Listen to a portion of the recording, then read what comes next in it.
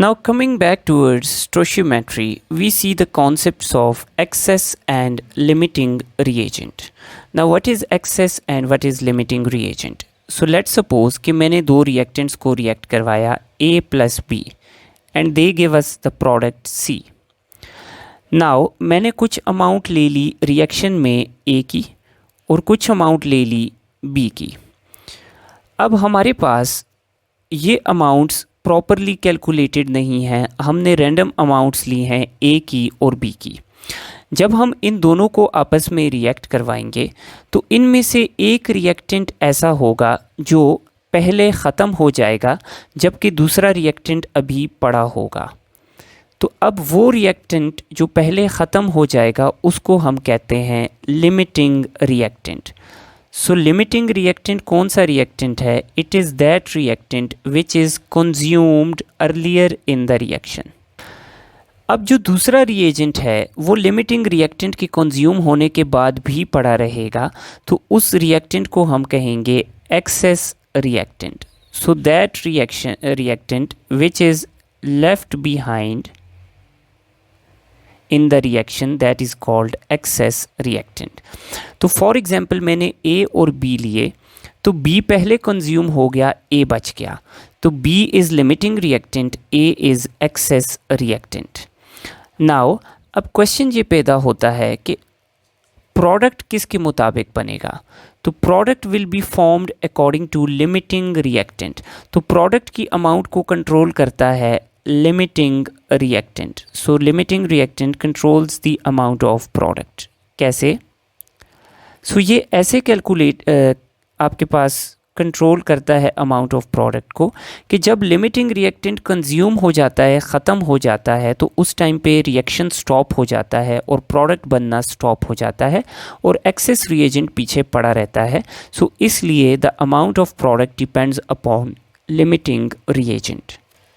So now let's see it through an example. I have carbon and oxygen. Both of them react to give me carbon dioxide. So this equation is balanced.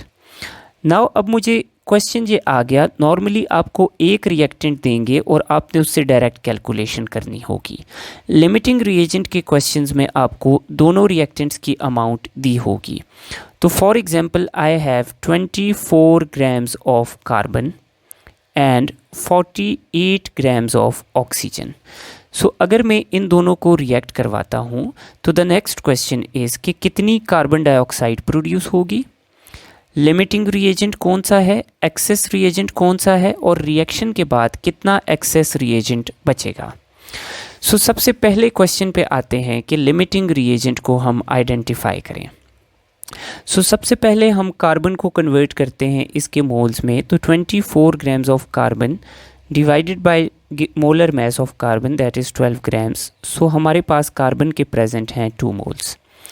इसी तरह oxygen के moles निकालते हैं. Given mass is 48 grams and molar mass is 32 grams and it gives us 1.5 moles. So carbon के 2 moles हैं और oxygen के 1.5 moles हैं. सो इस डेटा को हम स्टोइचियोमेट्रिक इक्वेशन के साथ कंपेयर करके लिमिटिंग रिएजेंट निकालेंगे. So according to equation 1 mole of carbon reacts with 1 mole of oxygen.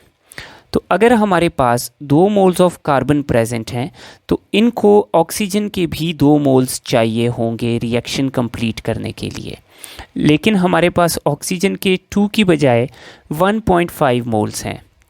तो इसका मतलब है कि ऑक्सीजन ज़रूरत से कम है. सो इसलिए oxygen is limiting reagent and carbon is access reagent.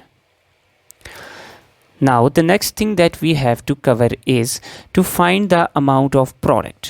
तो amount of product हम ऑक्सीजन के मुताबिक निकालेंगे. तो बैलेंस्ड केमिकल इक्वेशन के मुताबिक 1 mole of oxygen gives us 1 mole of carbon dioxide. तो अगर हमारे पास 1.5 moles of oxygen है तो ये 1.5 moles of carbon dioxide हमें प्रोवाइड करेगा. और अगर हम कार्बन डाइऑक्साइड का मास निकालें तो moles is 1.5, molar mass is 44 grams, so 66 grams of carbon dioxide will be formed. Now the third question is कि इस रिएक्शन में एक्सेस रिएजेंट कितना रह जाएगा। तो अगर हम इस इक्वेशन को देखें तो हमारे पास कार्बन के 2 मोल्स हैं, ऑक्सीजन के 1.5 मोल्स हैं। ऑक्सीजन लिमिटिंग रिएजेंट है।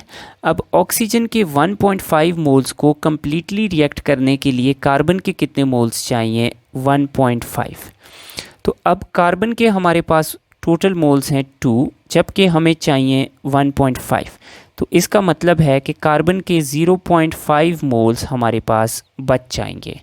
और अगर हम इसको मैस में कन्वर्ट करें तो moles multiply by molar mass of carbon, so 6 grams of carbon will be left behind in this reaction.